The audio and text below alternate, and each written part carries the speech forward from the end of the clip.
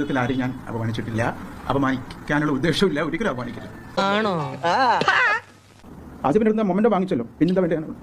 എനിക്ക് സത്യത്തിൽ ഈ മൊമെന്റോ കൊണ്ടുവരുന്നെന്ന് എനിക്ക് മനസ്സിലായിട്ടില്ല. ആസിഫ് മൊമെന്റോ കൊണ്ടാണ് ആസിഫ് വരുന്നത് എനിക്ക് മനസ്സിലായില്ല.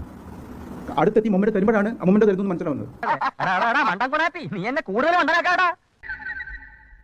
கொஞ்சம் அங்கே பாருக்கண்ணா.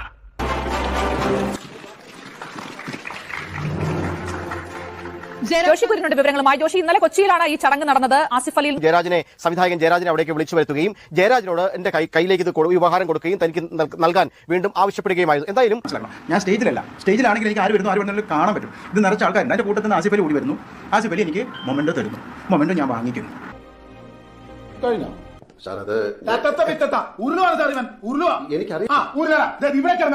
ആസിഫ് അലി ഇവിടുന്ന് വാങ്ങിച്ചു. ഇത് തന്നു കഴിഞ്ഞ പിന്നെ ഞാൻ ജയരാജ് ആസിഫ് അലി അവിടെ ഇല്ല പിക്ചറിൽ കാണാനില്ല. അതാണ് പ്രശ്നം. അത്